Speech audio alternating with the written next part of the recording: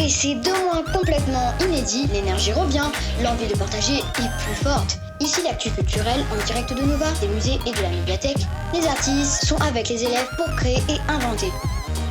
Et cette saison 19-20, ma vie d'artiste. Enseignants, assos, public, c'est tous ensemble que nous en parlons. Alors voici une version 2.0, on en parle et on partage. C'est parti pour une actu avec un artiste, une œuvre et une classe. Le tout version locale. Aujourd'hui, nous partons à la rencontre d'Émilie Lalande, danseuse et chorégraphe de la compagnie Impromptu. Elle nous parle de son parcours, de son travail et de ses projets. Bref, sa vie d'artiste. Bonjour, je m'appelle Émilie Lalande, je suis chorégraphe et interprète de la compagnie Impromptu. J'ai commencé la danse très jeune au Conservatoire de Massy, puis au Conservatoire de Paris, puis à l'école de danse supérieure de Cannes, Rosella Hightower. J'ai donc une formation classique et contemporaine. Après ma formation, j'ai intégré le Ballet d'Europe sous la direction de Jean-Charles Gilles, et puis 10 ans au Ballet Prège-Locage où j'ai pu y danser des rôles importants comme Juliette dans Roméo et Juliette ou Blanche-Neige.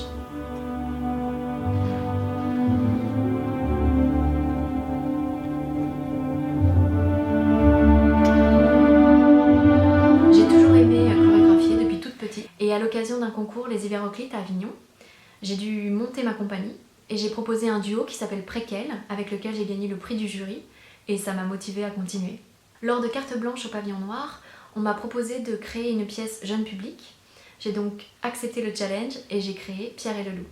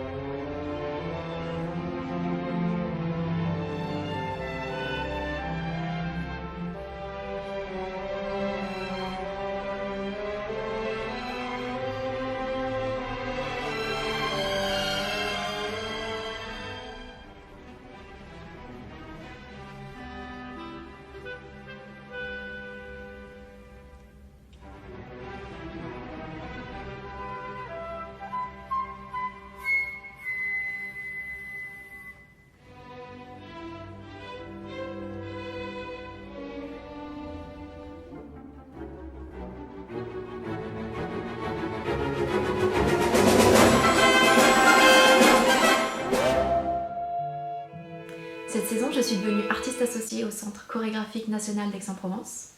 Ma première création pour cette collaboration est Quatuor à corps pour Mozart, une pièce que j'ai voulu ludique et interactive autour des compositions de Mozart. Et cette pièce sera présentée à l'espace Nova à Veloux. Alors j'espère vous y voir nombreux et je vous dis à bientôt.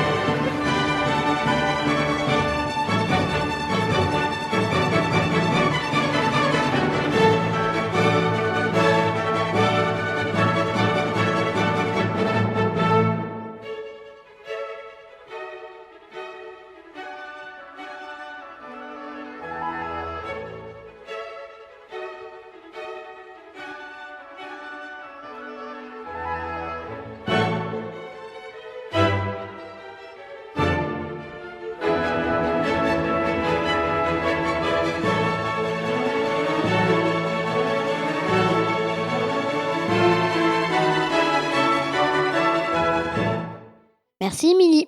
Partons maintenant à la rencontre des œuvres photographiques de l'association Clin d'œil. Mais laissons la parole à Christian Manteau qui pourra peut-être nous en dire plus. Eh bien, je suis très heureux de prendre la parole devant ces photos sur le thème de la vie d'artiste. Et on est allé un peu plus loin en allant chercher tout ce qu'il y avait derrière cette vie d'artiste. Ce qui est important, c'est que le photographe mette une part de lui-même dedans.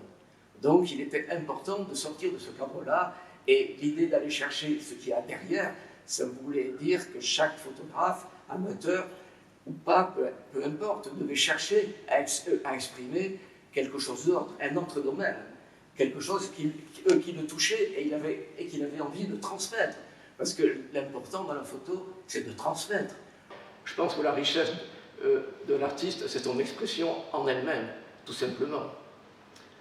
Au début, il y a la retransmission, alors peut-être du beau, mais de l'émotion. On a trouvé cette scène, on a trouvé cette situation magnifique, on est touché par cela et on a envie alors de la mémoriser, très certainement de la mémoriser. Et d'autre part, de pouvoir la montrer, de pouvoir retransmettre cette émotion. Je pense que c'est ce qui fait qu'on aime la photographie. Si on fait de la photo pour garder ses photos dans l'ordinateur ou dans des boîtes de papier, c'est inutile, ça ne sert à rien. La photo, c'est comme d'autres domaines artistiques, le but c'est de partager, de montrer ce que l'on a fait, mais pas de montrer seulement pour avoir l'applaudissement, mais pour essayer de justement de toucher cette personne, de la toucher dans sa sensibilité, pour essayer de transmettre ce que l'on a pu vivre. Ce qui sous-entend qu'il y a un travail derrière. Et le travail, c'est d'étudier, de prévoir ce que l'on va faire, le sujet, ce que l'on veut exprimer, l'heure, la lumière. Prendre tous ces paramètres en compte et faire un travail. Et là, il y a un travail de photographe, là, il y a un travail d'artiste. Ce n'est pas seulement la photo, au hasard, il y a un travail. Alors, comment on y arrive? Eh bien, il faut déjà avoir une idée de ce que l'on veut faire, de ce que l'on veut transmettre, et puis construire.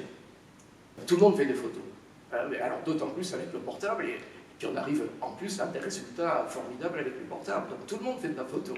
Mais il n'y a pas derrière forcément une construction, une réflexion, une analyse de ce qu'on veut transmettre.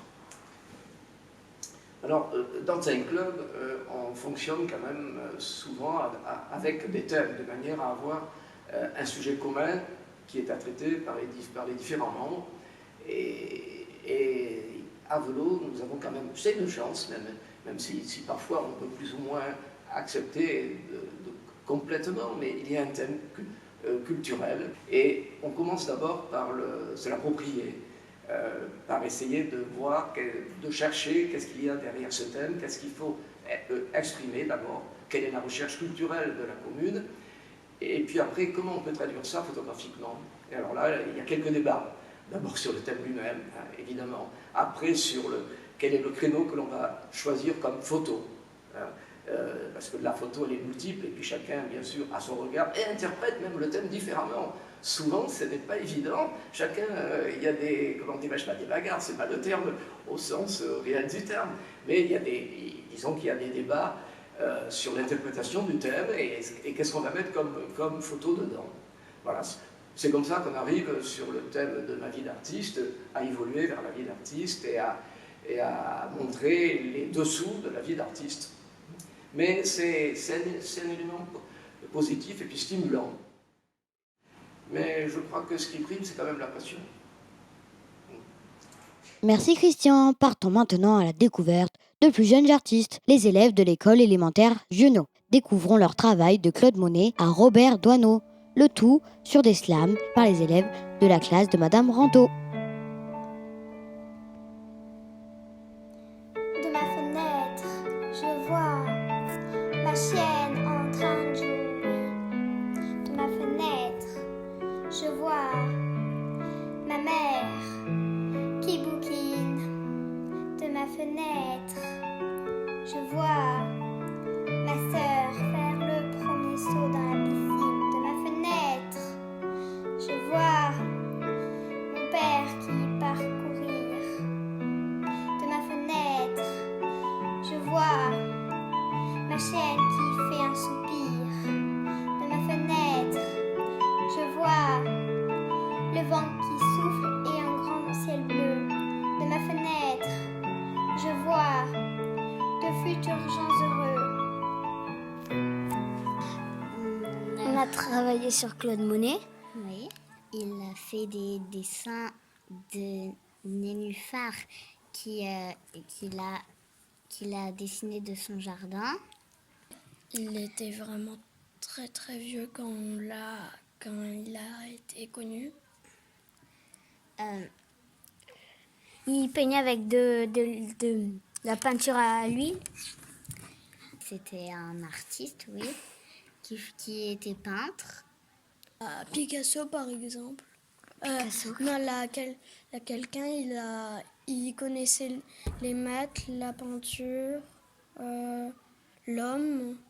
Il regardait comment on pouvait l'améliorer. Et ça peut être aussi des musiciens.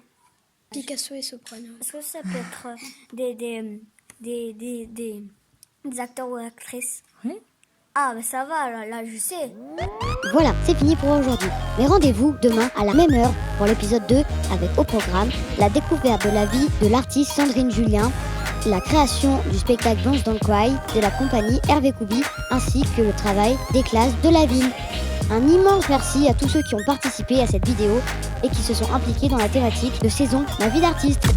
Réconfiné, confiné ou déconfiné.